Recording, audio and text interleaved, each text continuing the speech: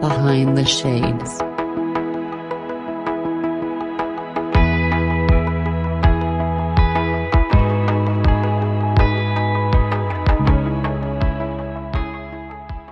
I wonder if it was ever possible for anyone to experience a significant change without significant trauma.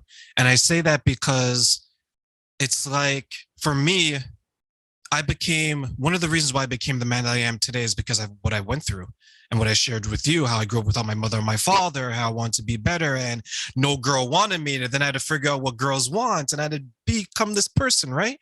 This bearded, strong man in a way. Um, but then you hear so many people on their path to success, they've had to experience some type of failure. They've experienced burnout, they've experienced heartbreak, maybe they're abused as a child.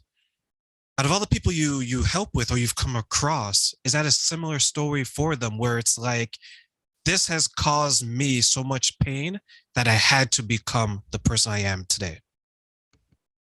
I think for my clients, for example, they don't even know why.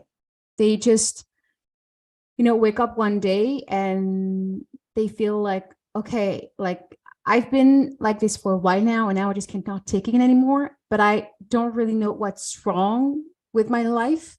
I don't really know what's wrong with me, but I'm not feeling happy. I'm not satisfied, even though, I may be, having a job that enables me to have, like a great life experience, but I feel sad and empty within. And I think that for most people, in order to really make change happen, we have to reach our lowest point. And how low was that point for you? Well, I always wondered what it would take for me to, break down. And it was my burnout, but there was a buildup before that. I had been dealing with crippling anxiety for years. I had panic attacks. I had a lot of physical symptoms, especially before my burnout. I had chronic pain. I had chronic fatigue. So my body was actually, my body had been sending me signals for a very long time, for years even. But it was only when my mind couldn't take it anymore, which is really funny because the body keeps going if the mind keeps going. But when my mind couldn't take it anymore, and it was when I was dealing with all this crap, and then there was also this very toxic work environment, and at some point my mind just couldn't take it anymore. And for me, that was my breakdown. It was like, okay, I just can't anymore. That was my lowest point. And then from that point, when you realized that I can't do this anymore, I can't be this way anymore, I need to change my surroundings, my environment, I need to become a new Monika. How did Well, that process go? so I had been going through a detox, like when it comes to environment, to come to people for a while. And honestly, when I had my burnout, I really didn't have any friends. I just had one friend. And I lived abroad, like not in my home country. So I live in Switzerland. I'm French and I live in Switzerland. And I mean, it's not the best country if you really want to make friends. It's actually really hard for foreigners to make friends here. So I just had this one friend, and but I had a very toxic work environment. Luckily for me, I was on paid sick leave.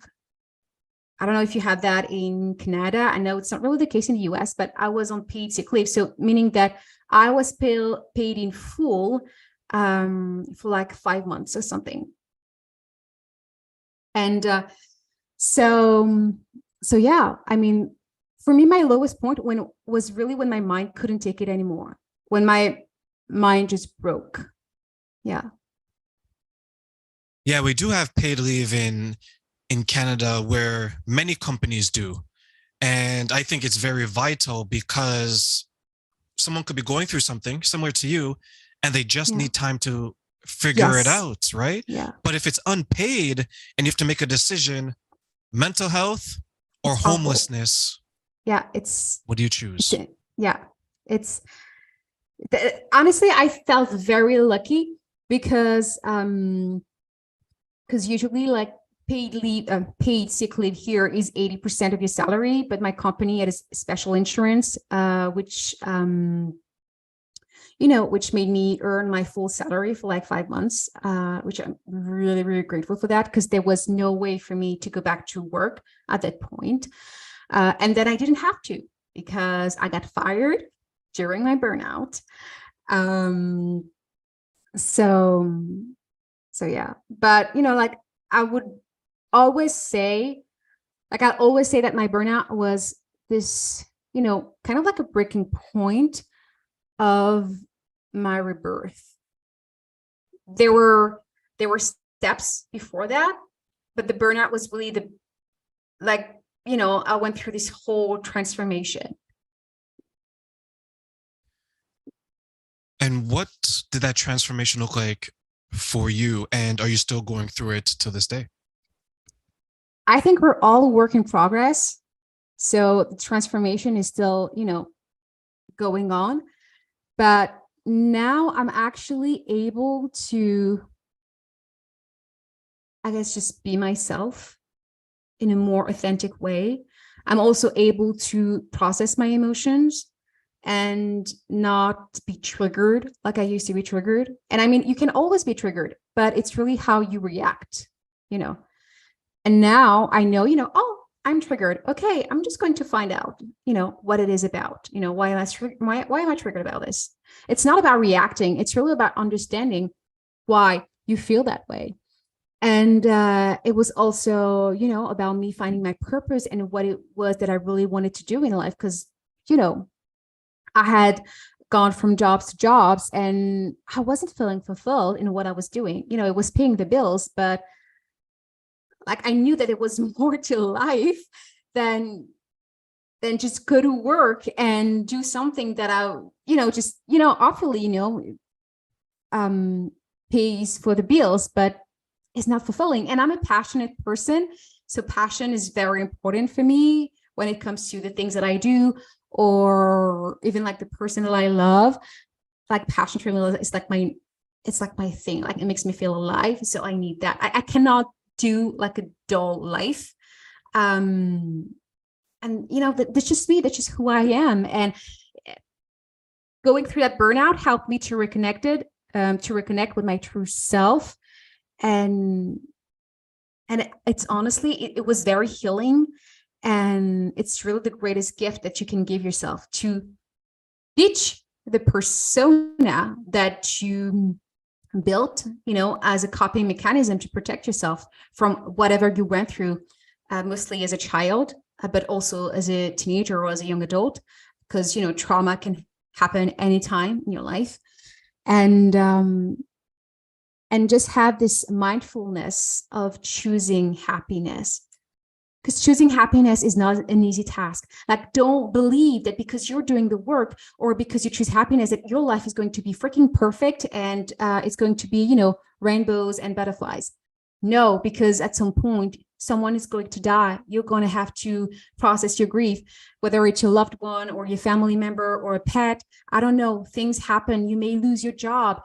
And I mean, life in itself is challenging. So it's really about, okay, what do I want to create? Knowing that some things are out of our controls, but we can set an intentions and take actions towards this goal, and just be grateful for the things that we have, because especially in our society where we want to have and we want to buy and we need to do this and we need to do that, like we need to have like the ski holiday, and then like the summer holidays by the oceans, and we need to have this like a beach house, and we need to have this, I don't know, whatever it is, like Bentley or whatever, or this big house, just sometimes just enjoy the things that that you have. And I don't know if it's because I went through so much or because it's just who I am, but like in 2022, I started my life from scratch. I built my business. It was a very challenging year, But at the same time, I'm able to, like in the evening, when everything is calm and quiet, I'm able to be grateful to have the roof that I have over my head, to be able to put food on the table, to be able to pay for gas and electricity, especially here in Europe right now with the energy crisis. That my puppies, like I have 3 dogs, they're healthy and happy, and yes, just feeling grateful for like the most simple, basic things. And of course, we want to experience more, and that's fine. But let's just enjoy the simple things. We don't need to go for higher. We don't need to go for bigger or better or whatever, standard society wants to sell to us, I guess. Especially, me, like I'm on Instagram because, I work online. So I see all these coaches always, like always reaching for the next goal, the next thing. They kind of just, sit down, look around, and enjoy what we have. We don't always need to have a goal. Obviously, if you're struggling, if you're unhappy, if you're dissatisfied with your life, of course, do the work on yourself, find out what it is, what is going on, and reach out for help. But if you're feeling good in your life, like, don't try to look for something that is wrong. Just enjoy it. Just enjoy it.